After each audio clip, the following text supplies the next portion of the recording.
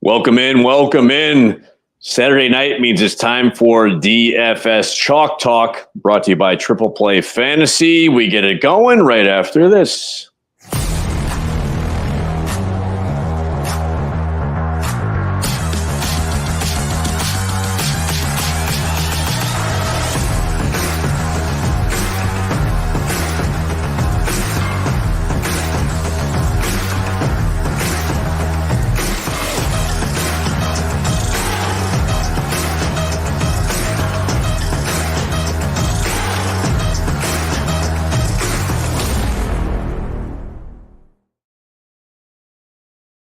Yes, indeed. It's time to get out of that kitchen and rattle those pots and pans. I'm your host, Jeff Maish, as usual. Well, usually I'm joined by Joseph and Mikey. Mikey is part of the show tonight, but is behind the scenes.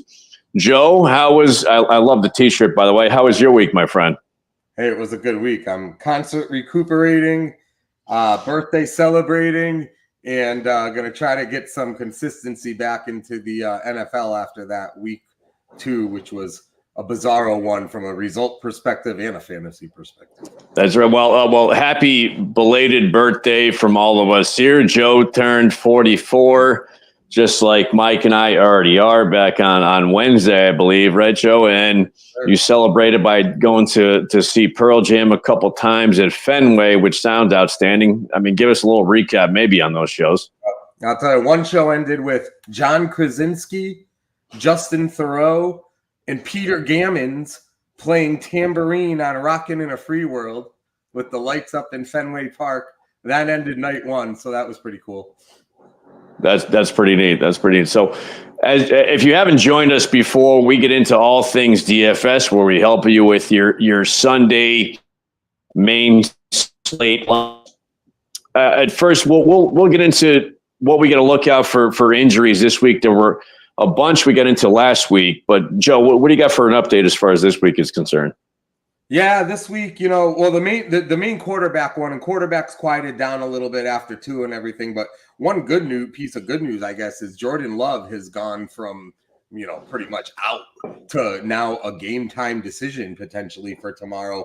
Really good news for Packer fans and Jordan Love owners. On the flip side of that, all of a sudden, Justin Herbert landed on the injury report with a high ankle sprain, and he's going to test it out before the game tomorrow. But it ain't looking that great for him all of a sudden. So now the Chargers might be going up against who the hell are they playing on Sunday? Pittsburgh. Which is a tough game. That's what is that 2-2-0 teams? I believe so. Yeah, it is. So that was going to be a defensive game with him playing. Without him playing, that could get real low scoring. Running backs, it's crazy already from a running back perspective. McCaffrey's out. You got to get Mason in whenever you can. Mostert's still out. It's looking like for Miami, which means A-Chain is another phenomenal play. Joe Mixon is now a new injury. He is now out this week. Pierce is out for Houston. So Cam Akers, you get like the LeGarrette Blounts, Cam Akers. It's just these guys who like never die. Joe Flacco, I guess. Guys who just never their career never dies, and their fantasy relevance, when you think it's done, it comes back. So Cam Akers is going to get another shot at it. Kenneth Walker out again. So Seattle's going to Charbonnet again. And I guess that's about it for the major running back ones. And as we're looking at wide receiver, good news today, Justin Jefferson off the injury report, he will play. A.J. Brown out again for Philly. Cooper Kupp out again, as we know, for the Rams. Deebo Samuel out. George Kittle out. McCaffrey out. So, Mason and Ayuk owners have to be very excited. Those guys are lined up to have big-time weeks. Keenan Allen out. Michael Pittman, a legit questionable as of right now. So a lot of action there. Addison out again for Minnesota. I'll leave it at that. We'll have another update on the Blitz tomorrow, but there's a lot of opportunity from a DFS perspective based on those injuries. No doubt. And as Joe mentioned, we always do the Blitz live, 11 a.m. Eastern. If you'd like to join us to give your questions as to who to start, who to keep on your bench, that kind of thing, join us on YouTube or ask your questions on on Twitter. So last week, I tell you, we had a couple home runs. We had a couple ones that didn't necessarily pan out. I mean, we're always ones to own up to our losses as we are our wins. I mean, for me, I mean, I had, as you did, I'm pretty sure J.K. Dobbins, who's been a home run, by the way, to start the season here. He's got 135 and 131 yards rushing and a touchdown in each game. This guy's been money, and his carries went from 10 to 17 last week. So, and we'll get into our lineups, but I have him in mind, obviously, which was a home run for both of us last week. Cooper Kupp didn't necessarily pan out injury-wise. You know, we just thought he'd be like he was week one, which was enormous. It just didn't necessarily go our way. And for me, Michael Pittman didn't necessarily go the way I thought. Just hasn't started the season the way he was. But in your defense on those two, those were both in-game injuries too. Right. And but one on the positive side is last week I had Brock Bowers. I'm actually going ahead with him again this week. The guy's a studded tight end. He's getting a lot of targets, and he's making the most out of them. And he actually put it in the end zone this past week. So you know, from a positive standpoint, we did well there. Any comments in your team from last week, Joe? Yeah, I mean, I think we're taking advantage of the running backs of value, especially from a DFS perspective, whether it's Dobbins, Mason. You know, you think about who are the most consistent players in fantasy football right now. J.K. Dobbins, Jordan Mason, freaking Rashid Shaheed, another good week. So there are a lot of some of the most consistent players 2 weeks in are what you would consider to be value plays from a DFS perspective. Baker Mayfield. He's been phenomenal so far from a quarterback perspective where, 2 weeks in, quarterback scoring once again is down. Then the other story I just think is, Cowboys, 49ers, Eagles, Ravens, all lose last week, all upset. 3 out of the 4 lose at home. It was week 2. It was one of those weeks. It was a crazy week on paper and in the games on the field. Well, I'll give you something because last year, Dallas's defense, you could stamp on them that they would have a huge week from a fantasy standpoint. And a lot of people even probably moved up or drafted them earlier in your regular league draft than you would have a defense because they were so good last year, at least at scoring fantasy points. Maybe not necessarily giving up yardage, but that doesn't really matter as long as you're getting takeaways and everything else. But I was looking at some of the stats from the first 2 games. This is just rushing. They've allowed 283 yards rushing and 5 rushing touchdowns through the first 2 games. That's just unreal to me. If you got somebody going up against the Dallas D at a running back standpoint, I say just go ahead and roll with that. It's been unbelievable. And Cleveland, one of those games was Cleveland, who has no passing game right now. And the other one was New Orleans, who, so it's not even like they were 2 of the more dynamic offenses in the league. They weren't. Which begs the question, honestly. New Orleans, the first 2 games, has blown out the competition. I'm wondering, are they really that good?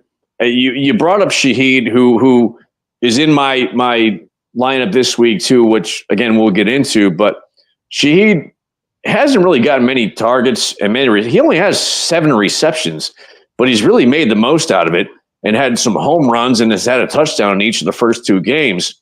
So from a fantasy standpoint, the guy has done well. Hopefully he gets some more targets. But I struggle to think is Derek Carr, and you before we get onto the show, you said he was David Carr, which is kind of funny because that was a throwback from the Houston Texans from like 2004.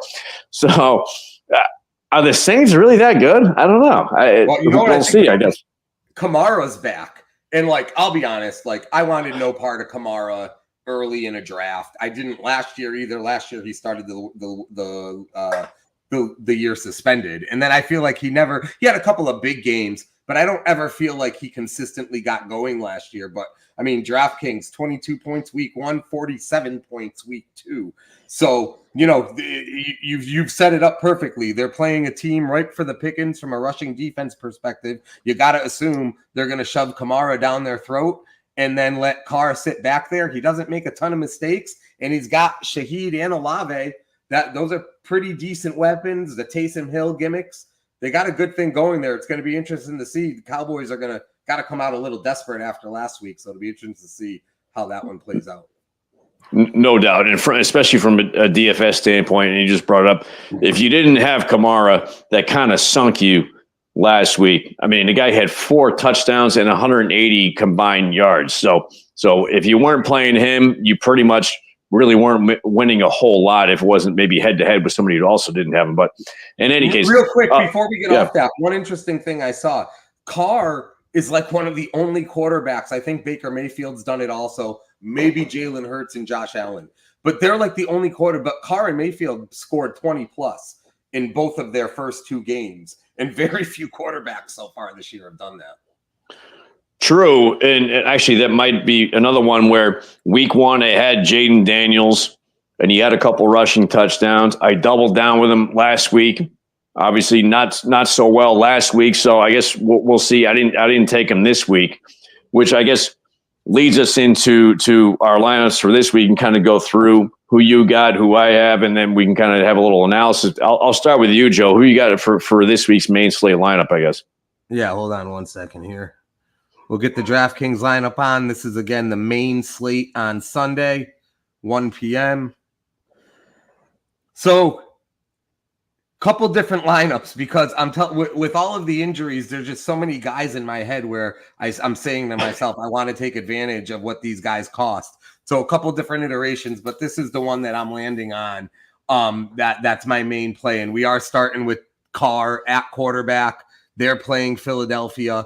That should be a high scoring game. He's gone over 20 in each of the first 2 weeks. They're going to have to score to win that game. So I feel good about that. 5,800 too. I mean, you look at all the quarterbacks that cost more than that and aren't producing like that. I love Carr there. Sticking with that game, which is a theme of the lineup because I do believe it's going to be one of the higher scoring games of the week. Saquon Barkley. Oh, not A-Chain yet. Saquon Barkley, and it pains me as a Giant fan every freaking time he touches the ball these first 2 weeks, but no A.J. Brown for Philly, so it's just going to be as relevant as ever for Barkley to get the ball. I'll be surprised any week he doesn't score a touchdown the way this team plays. He might lose a little bit because of Jalen Hurts rushing touchdowns, but he's already making that up with all-purpose yardage, rushing and receiving.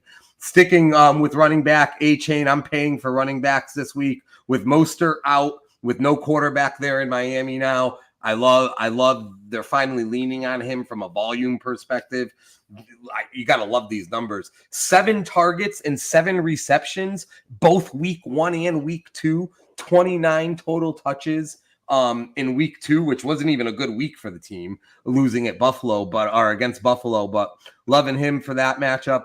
Moving to wide out, taking advantage of the Carolina Panther tour, which is looking to be very lucrative for whoever they're playing each week. Devonta Adams, he had a slow week 1. He bounced back, had a really nice week 2, 9 for 110 and a touchdown. You touched down Bowers earlier, and I think that helps Adams. And listen, we've seen it too many times. There's some Gardner Minshew magic every season for a couple of games. It levels out. Just when you think the guy might make the playoffs, he'll lay the egg at the end of the season. That's fine. I'm going to ride the wave when we get this little Gardner momentum for a few weeks. Going to stick with that Philly-New Orleans game. We already talked about him. Shaheed.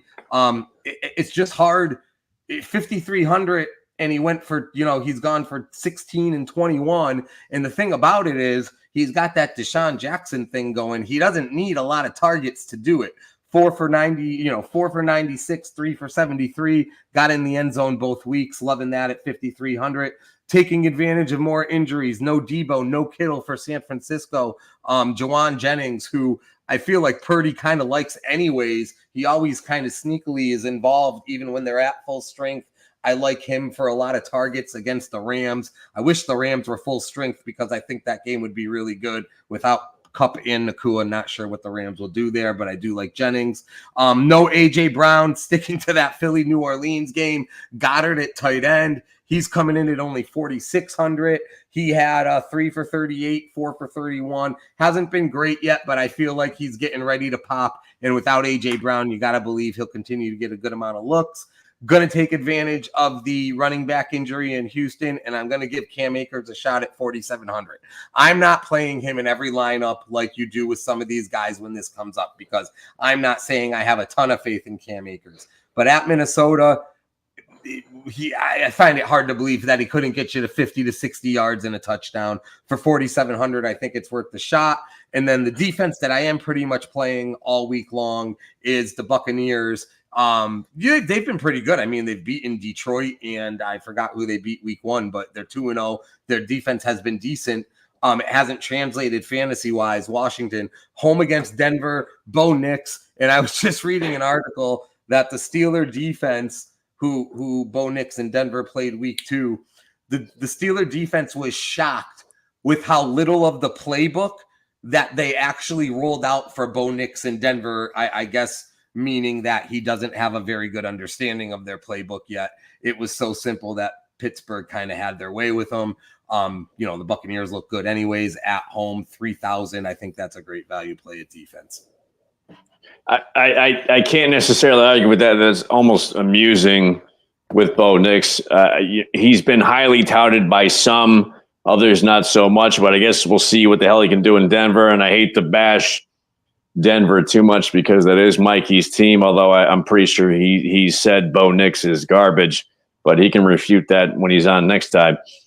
As he jumps in to confirm that. Thank you, sir. So I will say I love the Akers pick, number one, because value-wise, you can't get better. And Akers used to be a starter. So it's not like the guy can't fill the role in Houston. He hasn't played that before in a big spot. Matter of fact, with other running backs too, when he was with the Rams, I mean, there was one or two other guys at the spot too. So I think Akers is a good play. What I hesitate about it, and what I left out of mine as well, is anybody from the highest over-under for the week. The Detroit-Arizona game has the highest over-under of any game.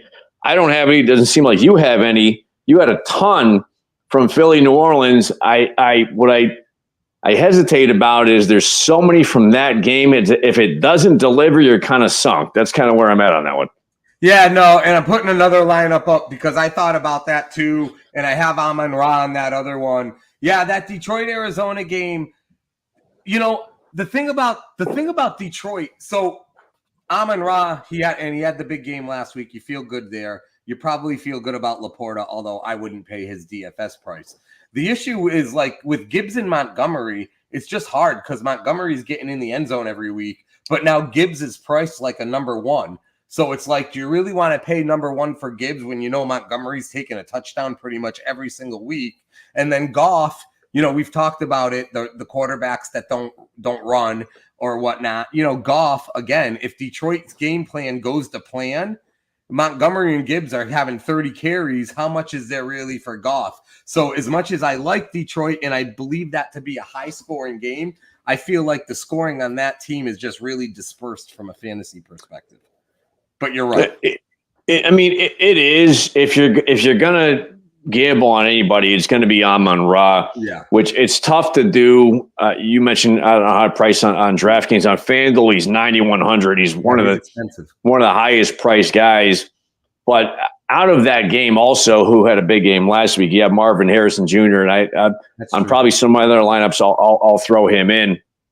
So I would just say you're kind of putting all your eggs in one basket in that Philly New Orleans game, but I guess we'll see how that pans out. Real quick on Harrison, like on DraftKings, Harrison's 7,400, and he got blanked game one, right? And then had the big first quarter game two, and then didn't catch another pass. So that's 7,400.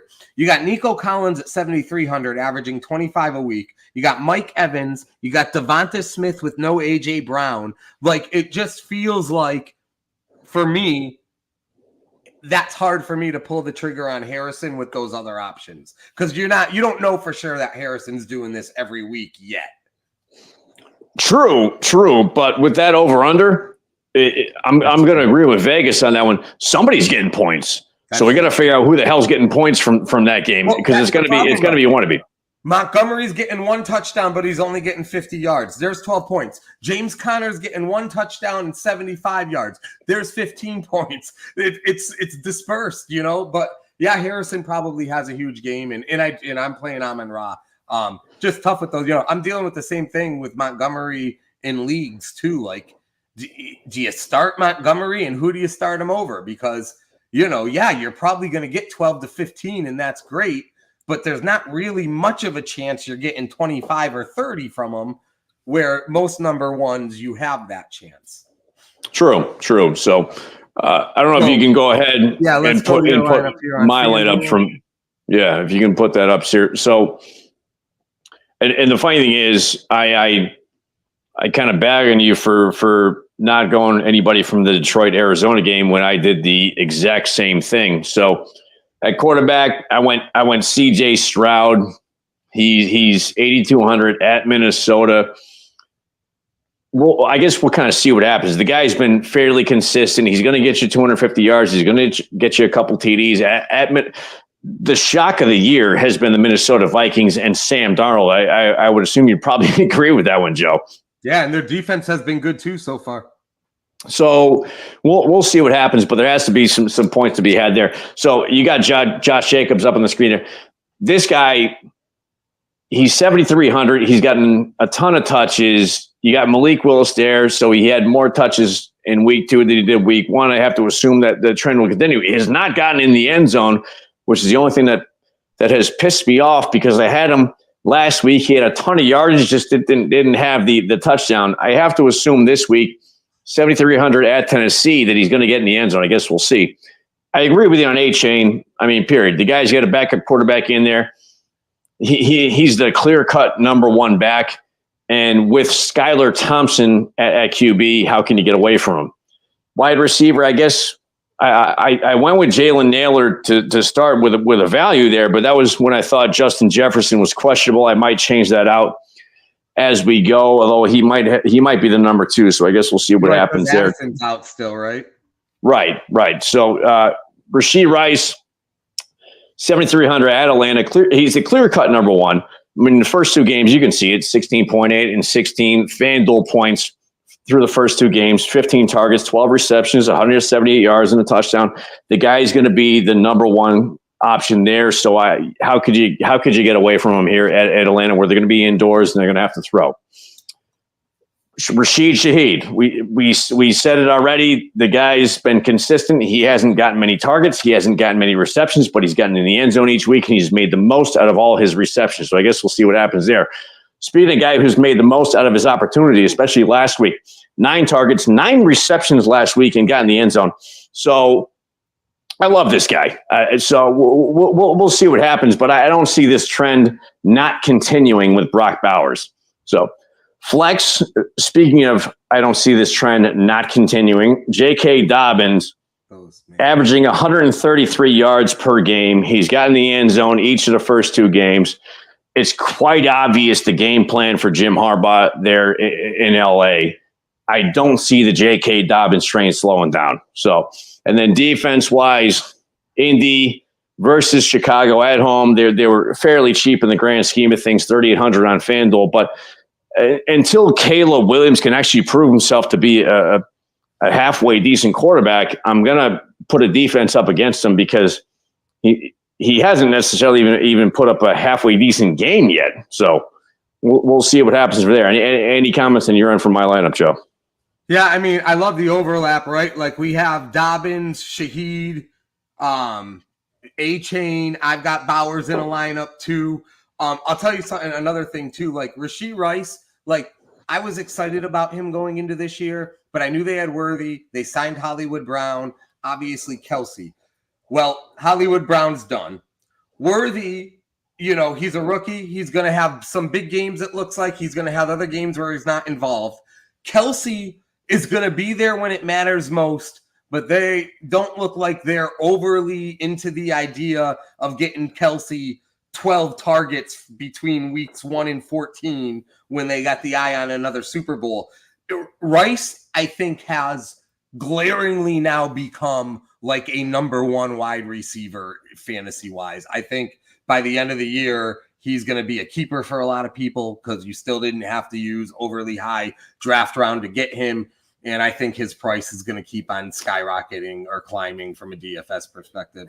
So love that. I get the Naylor play. I mean, there's a bunch of different cheaper wideouts that you could make the argument for. He's gotten in the end zone both of the first 2 weeks. So, I mean, it's hard to argue that right off the bat for 5,900 on FanDuel.